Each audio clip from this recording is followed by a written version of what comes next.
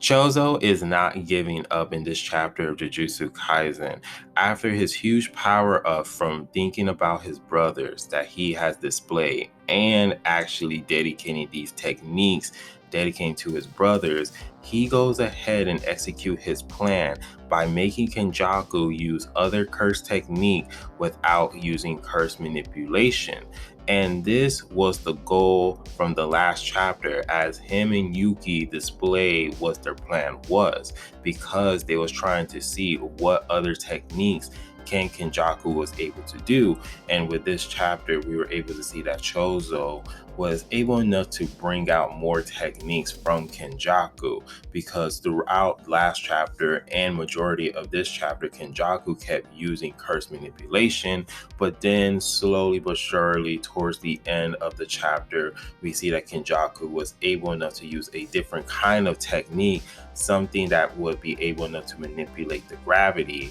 And so far, when he displayed that, that's when we see Yuki appear, and she wants some of this action as well. But let's focus on Chozo, because after Chozo did this huge power up from the last chapter, because we all thought that he was dead and gone, we see the inner thoughts before Chozo went and go do his first attacks. And he starts to think of his brothers, as he's begging his brothers to go ahead and lend them their strength, so that way he can go ahead and continue this fight against Kenjaku. And he starts to visualize Yuji, Eso, and the other brother, and they're all just saying that you can do it, brother, you can do it, Chozo, you can do it, we believe in you. And you can even see that all three of them are touching the back of Chozo. So as they're touching the back of Chozo, Chozo is starting to have the motivation and the power to go ahead and continue this fight. And we are able to see that he is able to attach one of the missing arms that he had from the last chapter, because he honestly displayed what this chop hand was able to do later on in this chapter. So Chozo decided to use piercing blood, and he started to go ahead and attack Kenjaku, but Kenjaku was just like, oh yeah, your piercing blood technique, yeah, it's fast, but it's nothing. And he's like, I'm not afraid of your technique. Even if you correct it and everything, I'm still able to dodge it, which he was able to do. He was able to dodge the piercing blood technique. As the technique hits the ground, causing a whole bunch of rubble, Kenjaku goes ahead and dodge it in a safe distance, as another piercing blood is going straight at him. But he noticed that this technique is very different than what Chozo always displayed, because when Chozo used piercing blood, it goes straight towards the opponent. It doesn't make any curves or anything. But this attack is able to make a curve. It seems like it's actually following Kenjaku. So Kenjaku used curse manipulations to go ahead and fly into a far distance, but the techniques continue to follow him until it actually hits one of his curses. So at this moment, Chozo decided to go ahead and take this opportunity to use Wing of Kings, and all of his techniques is all dedicated to his brothers.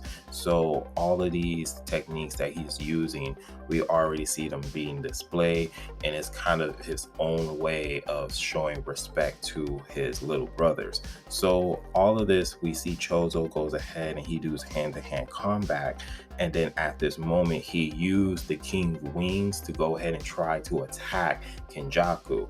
And then so while the Bloods are going straight at Kenjaku still use his curse manipulations as a shield to go ahead and block the attacks. And at this point, this is pissing off Chozo, because he's saying that, these cursed spirits are disappearing like a smoke screen. So Kenjaku's just sitting on a tree, and he says that, yeah, your piercing blood technique is not going to poison me. Any of your blood techniques is not going to poison me, because remember, Chozo's blood will be poison to the human body, as we see that what he did to Naoya. So Kenjaku was saying that, yeah, so your techniques of the blood you're thinking of poisoning me is not going to work, so I'm immune to it. So then Chozo was just like, all right, he was like, just like my brothers. And he goes ahead and he shoots his hand, the hands that was chopped off from the last chapter after Kenjaku's squid attack. He goes ahead and he shoots it at Kenjaku, grabbing it, choke slamming him to the ground, and about to punch him in the face. But Kenjaku already see this coming. He was just like, are you done yet? Because he used his curse manipulation to go ahead and shield the punch. And then Chozo was like, how about this? So he used a whole bunch of blood techniques to go ahead and try to attack Kenjaku. But Kenjaku, he was able enough to go ahead and try to go as far away from the blood. And then he sees that the blood starts to like shoot little specks, not noticing that Chozo is going to use Supernova. So as soon as he used Supernova, Kenjaku used a different curse technique, something to manipulate the gravity to go ahead and protect him from the Supernova technique.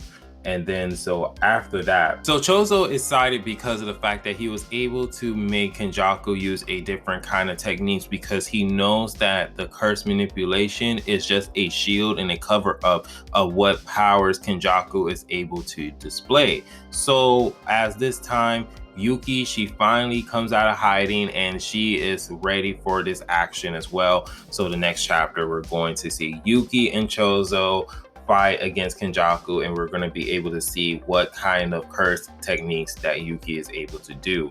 So this is going to be very exciting to see that Kenjaku is going to be fighting against two sorcerers, and it's going to be very, very interesting. But let me know down in the comment section how you guys feel about this chapter, what you guys thought process and everything is. And if you guys do like the video, please give it a like, subscribe, and remember, always be decent. This is the Monotone Man, and hope you guys have a wonderful day and be safe out here. Peace.